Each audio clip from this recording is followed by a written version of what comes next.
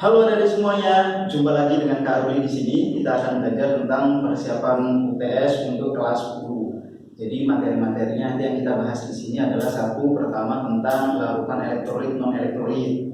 Yang kedua kita akan belajar tentang reaksi redoks ya. Mungkin kalian sudah tahu reaksi redoks, nanti kita akan bahas tuntas di sini. Kemudian kita akan bicara tentang persamaan reaksi kimia dan yang terakhir adalah penyetaraannya. Jadi itu nanti semuanya akan kita bahas di sini sampai tuntas. Jadi jangan sampai ketinggalan video-video selanjutnya. Oke, jadi tadi sesuai dengan pembukaan di awal tadi kita akan membahas tentang pertama itu tentang larutan elektrolit dan elektrolit. Soal-soalnya sudah kakak taruh, bisa nanti kalian download ya. Jadi nanti di sini ada 30 soal, kita akan bahas semuanya sampai tuntas. Oke, yang pertama ini berkaitan dengan bab elektrolit non elektrolit. Secara materinya kakak yakin kalian sudah bisa, tinggal kita bahas aja sedikit-sedikit nih di sini. Coba kita lihat soal nomor 1 ya. Soal nomor 1 di sini. Coba kakak bacakan. Dua larutan A dan B diuji dengan alat uji elektrolit. Ya, kita sudah tahu alat ujinya apa. Lampu alat uji menyala bila menguji larutan A.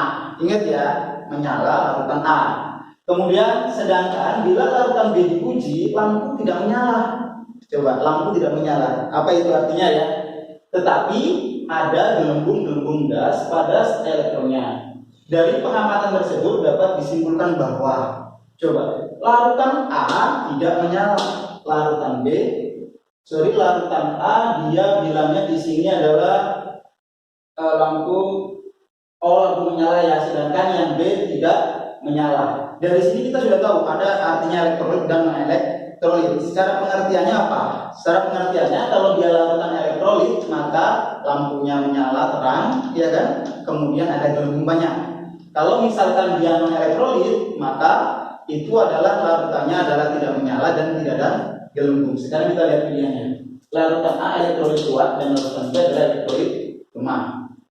B larutan A non-elektrolit dan larutan B adalah elektrolit kuat. Baca semuanya ya pilihannya. Kira-kira yang mana? A tadi dia bilangnya adalah menyala bila menguji larutan A. Berarti kan dia menyala.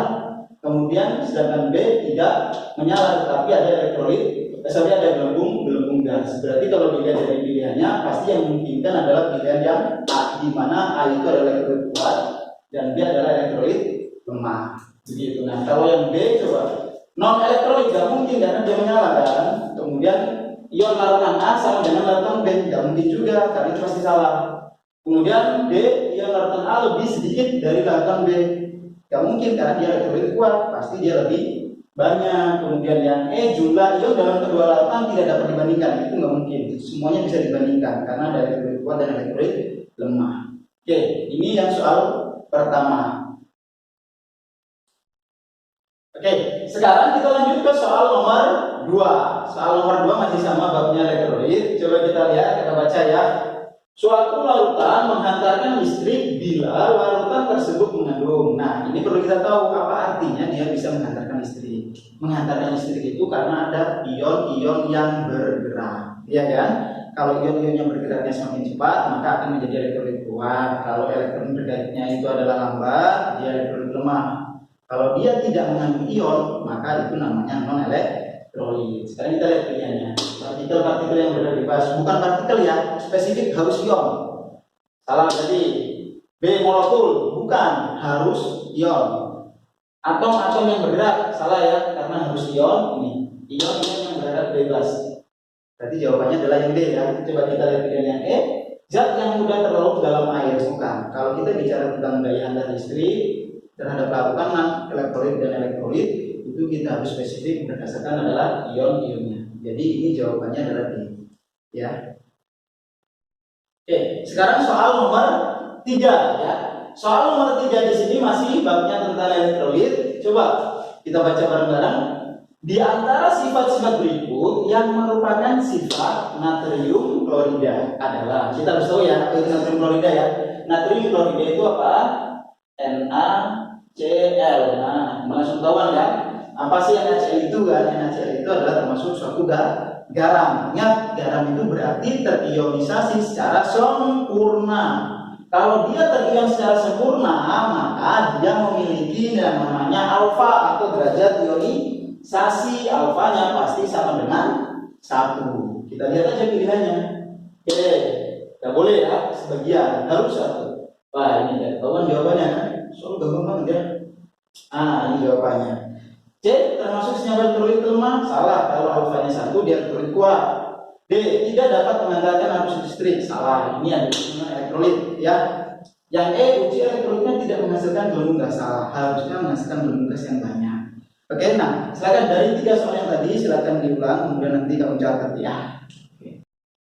Oke, kita lanjutkan soal nomor 4. Babnya masih sama. Pasangan larutan berikut yang merupakan elektrolit kuat. Nah, ini elektrolit kuat. Saya tuliskan ya, elektrolit kuat itu EK gitu kan. Elektrolit kuat itu ciri-cirinya dia bentuknya pasti nanti adalah garam.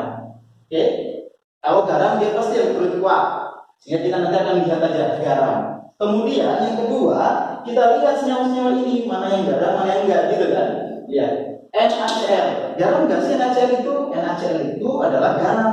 Ya, karena terdiri dari NaOH dan HCl terbentuk suatu garam NaCl. NH4OH.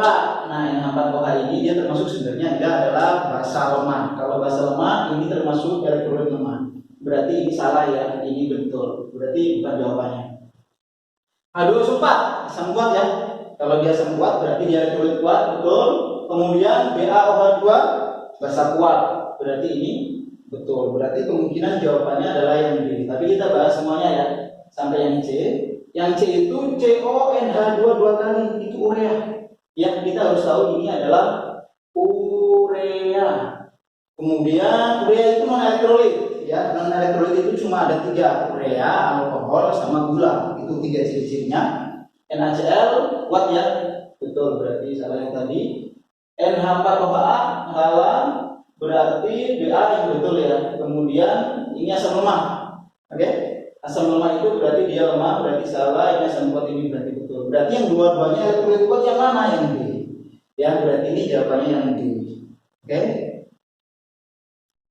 Oke, kita lanjutkan soal nomor 5. Soal nomor 5 kita bacakan ya.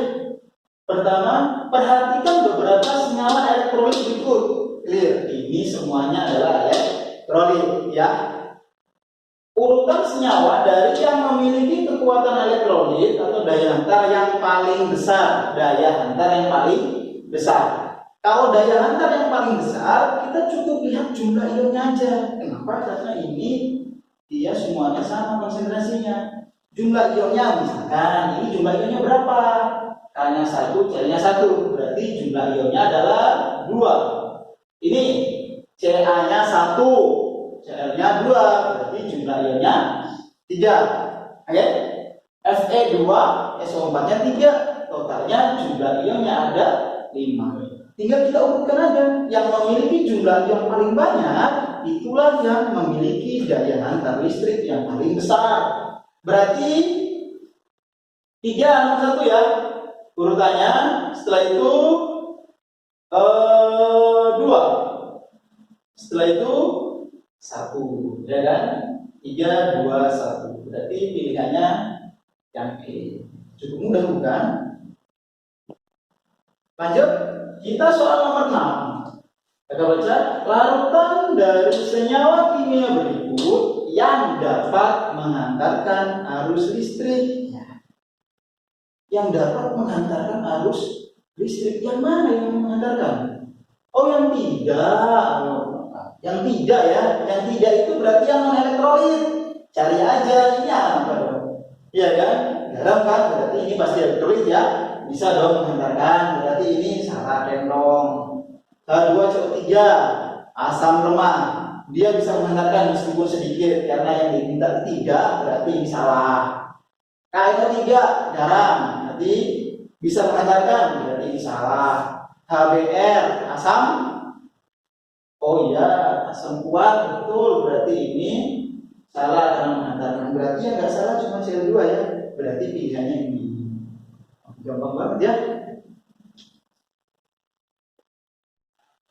Oke, kita lanjutkan soal nomor berikutnya, yaitu soal nomor 7. Kakak baca.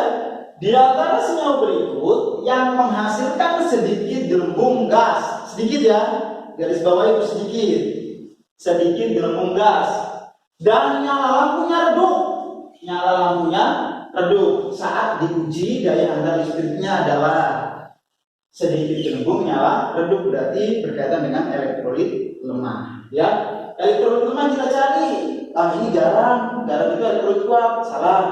HNO3 asam kuat, salah ya. CH3 COH ini alkohol, berarti ini sebenarnya non elektrolit ya. Pilihannya tinggal dua, MgOH2 atau H3PO4 ya. MgOH2 itu di sini adalah bahasanya adalah bahasa kuat ya. Kalau dia bahasa kuat berarti elektrolit kuat, berarti yang lemah di sini cuma ada satu, yaitu yang A. Meskipun sebenarnya kalau yang Mg ini banyak juga yang mengatakan dia adalah basa lemah, tapi sebenarnya lemahnya mendekati kuat ya. Jadi kita ambil pilihannya yang paling memungkinkan adalah yang A. Oke? Oke, kita lanjutkan soal nomor 8. Ini soal yang terakhir untuk yang elektrolitnya ya. Soal nomor 8. Kita baca, alat uji elektrolit digunakan untuk menguji dua sampel berbeda, yaitu larutan KCl dan HBr. Kita langsung tentukan aja ya. KCl itu termasuk garam ya. Ini garam, kemudian ini adalah termasuk si asam kuat. Oke, berarti elektrolit kuat dua-duanya ya. Hasil uji mungkin diperoleh adalah, lihat KCl garam termasuk kuat ya. Lampu menyala redup pada larutan KCl. Kalau si garam pasti nyalanya terang dong, karena dia kuat. Lampu tidak menyala pada larutan KCl, salah. Ini nyalanya kuat. Oke, yang C, lampu menyala redup pada larutan HBr murni ya. Harusnya adalah menyalanya terang. Tidak terbentuk gelembung gas pada larutan KCl2. Tidak terbentuk. Terbentuk dong harusnya ya, karena ini KCl. Di sini tidak terbentuk gelembung gas pada lelehan HBr murni. Nah, ini dia bilang lelehan ya, karena kalau kita bilang lelehan HBr, maka lelehan HBr itu sebenarnya apa ya? Kalau kakak bilang HBr itu harus dalam bentuk larutan kalau dia bisa elektrolit. Kalau dalam bentuk lelehan dia tidak bisa. Ya kan? Jadi kalau di sini yang memungkinkan yang paling benar adalah yang E, karena ini semuanya salah. Ya kan, kalau lelehan dia bisa jadi ini. Oke. Nah, tadi kita udah bahas dari soal nomor 1 sampai 3 udah kalian catat. Sekarang 4 sampai nomor 8 silakan dicatat, diulang lagi ya. Kemudian nanti coret-coret di buku kertas kalian ya. Kemudian nanti berikutnya kita akan lanjutkan ke soal berikutnya.